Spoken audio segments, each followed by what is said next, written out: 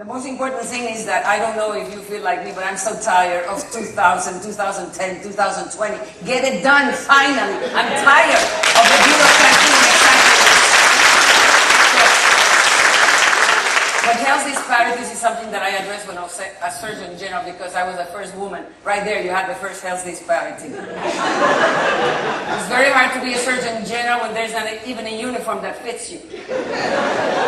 Dr. Cook donated me the lapels and they were so big they had to be remade in Rotary. And I am the first Surgeon General career ascended to the post. And that's even hard because then the respect of your Surgeon General that left is even bigger. And so how do you substitute your boss for 8 years? That was a very hard one.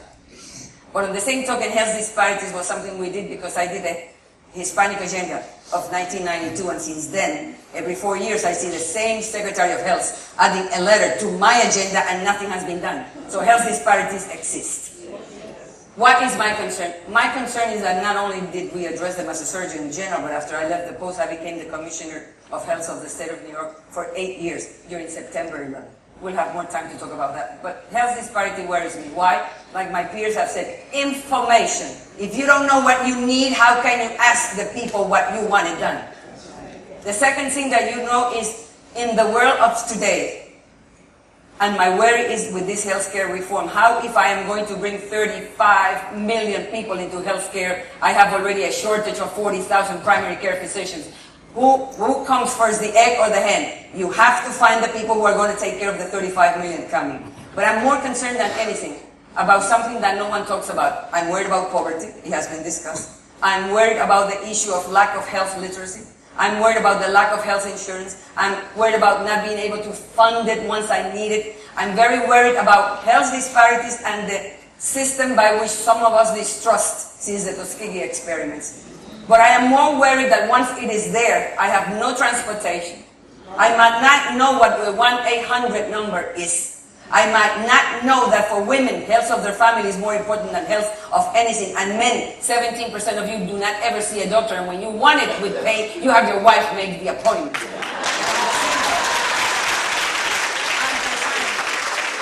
I'm very concerned as well of the things that no one talks about.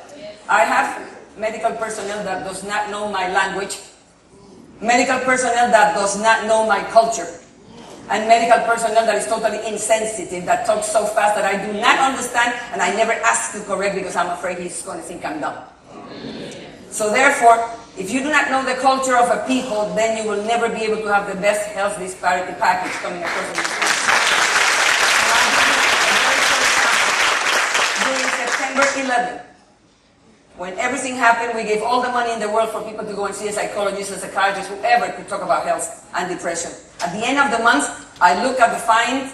Medicaid had paid this much for mental and this much for heart. The problem was that when a minority went to see a physician and they say, I have a pain in my soul, they did an EKG. You have to understand my culture and my language as well, but my culture more than my language. In a case in point, someone dispensed high blood pressure medication for this particular patient without telling them that once in English is 11 in Spanish. So he proceeded to take 11 pills because no one told him of the same thing. Culture is crucial. If you do not understand it, you're going to fail. And for that reason, I think in health disparities, we have to have the information.